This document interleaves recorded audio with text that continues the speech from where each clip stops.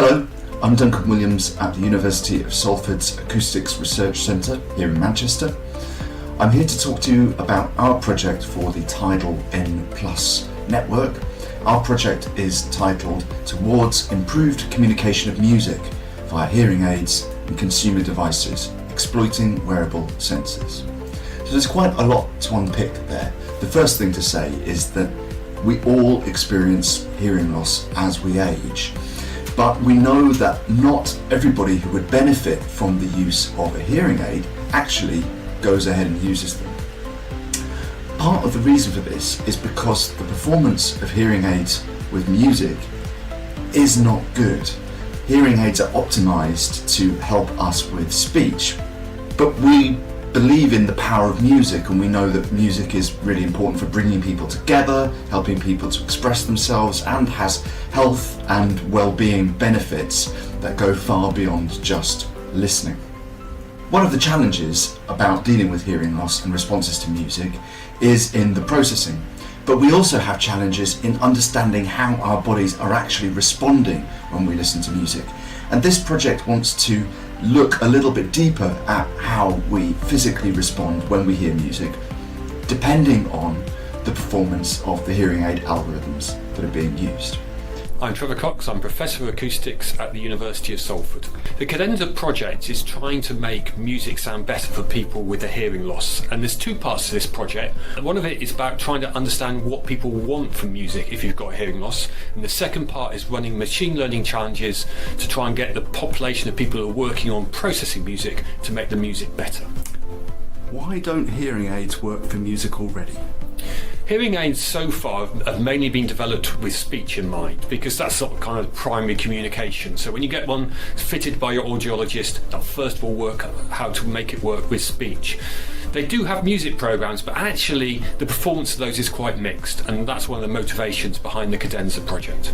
I think one of the big research challenges is understanding what people want from music if you've got a hearing loss. Let's take something like lyrics. What do you want out of lyrics? Do you really want them to be completely intelligible and the music to be turned down so you lose that sort of kind of oomph from it? Actually, no. Sometimes the lyrics are unintelligible because of the way people sing. So understanding what you want out of a lyric is just, you start unpicking it. It's like it's like unpicking an onion. There's many layers to understanding what makes a great lyric in terms of music production.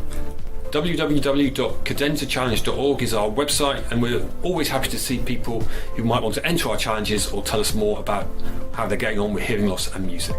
We're using participants from that existing body, as well as sound samples from that body, and participants who don't yet have any self-reported hearing loss. The first thing we're doing is we're giving participants who don't already have an audiogram an audiogram. This part of this test is a simple audiogram using pure tone audiometry, where each ear is presented with a pure tone, a sine signal, progressively getting quieter, and the participant clicks if they can hear the sound and doesn't click when they can't hear it. It's essentially finding the point at which they can just hear each frequency, each set frequency, to find how each ear responds. This information is going to be used to inform some of the hearing aid processing, as the processing is dependent on the user. We're using sensors that are based on sports watches, but actually are medical grade devices that will allow us to capture data about listeners' electrodermal activity and their heart rate variability. And both of these have been shown in the past to be really strong cues for how listeners are responding when they hear sound and music, and actually other kinds of multimodal stimuli too. So we're asking participants to listen to various musical samples with different levels of hearing aid processing in our labs whilst we measure their electrodermal activity and heart rate variability, and also ask participants about the self-perceived basic audio quality of what they're listening to, and about their own preferences about the music that they're listening to.